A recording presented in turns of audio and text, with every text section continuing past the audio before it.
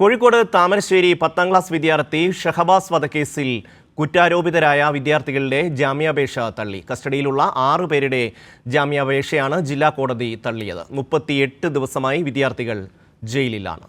മേഘ ചേരുന്നു. മേഘ, ഏത് സാഹചര്യത്തിലാണ് ഇവരുടെ ജാമ്യാപേക്ഷ തള്ളിയത്?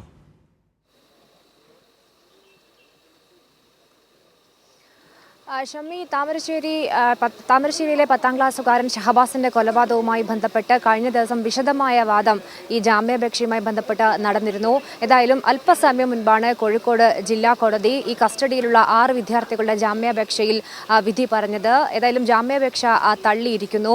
കഴിഞ്ഞ ദിവസം വിശദമായ വാദം ഈ കേസുമായി ബന്ധപ്പെട്ട് ജാമ്യാപേക്ഷയുമായി ബന്ധപ്പെട്ട് നടന്നിരുന്നു. അതിൽ ഏറ്റവും പ്രധാനപ്പെട്ട കാര്യം ഈ വിദ്യാർത്ഥികൾ, അതായത് കസ്റ്റഡിയിലുള്ള വിദ്യാർത്ഥികൾ മുൻപോട്ട് വെച്ച കാര്യം എന്നത് അവധിക്കാലമാണ്. അതുകൊണ്ട് തന്നെ രക്ഷിതാക്കൾക്ക് ഒപ്പം അവരെ വിടാൻ അനുവദിക്കണം. ഏതെങ്കിലും തരത്തിൽ കുട്ടികളാണ് എന്ന പരിഗണന നൽകണം. അതിനൊപ്പം തന്നെ മറ്റ് പ്രവൃത്തികളിലൊന്നും വിദ്യാർത്ഥികളുടെ ഫാമിലി ബാക്ക്ഗ്രൗണ്ട് ഉൾപ്പെടെ ചൂണ്ടിക്കാണിച്ചുകൊണ്ടായിരുന്നു കോടതിയിൽ വാദം നടന്നത്.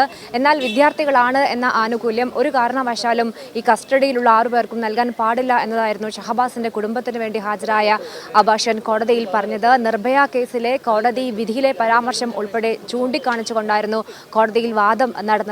അന്ന് വിധി പറയാൻ 8ലേക്ക് മാറ്റി. അത് വീണ്ടും ഇന്നാണ് കൃത്യമായി കോടതി ഇതുമായി ബന്ധപ്പെട്ട് വിധി പറഞ്ഞിരിക്കുന്നത്. 6 പേരുടെ ജാമ്യാപേക്ഷയും തള്ളിയിരിക്കുന്നു. വിദ്യാർത്ഥികൾ ഇനി റിമാൻഡിൽ തുടരും. റിമാൻഡ് കാലാവധി അവസാനിക്കുമ്പോൾ ഹൈക്കോടതിയെ സമീപിക്കുക എന്നതായിരിക്കും ഒരുപക്ഷെ മുൻപോട്ടുള്ള തീരുമാനം. ഏതായാലും വിശദമായ വാദം ഈ കേസുമായി ബന്ധപ്പെട്ട് കഴിഞ്ഞ ദിവസം നടന്നിരുന്നു. അതുൾപ്പെടെ കേട്ടു.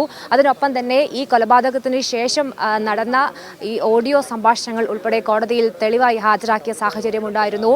ഇൻസ്റ്റഗ്രാമിൽ പല സോഷ്യൽ മീഡിയ അക്കൗണ്ടുകളിലൂടെയും വിദ്യാർത്ഥികൾ പലതരത്തിലുള്ള സംഭാഷണങ്ങൾ നടത്തിയിരുന്നു.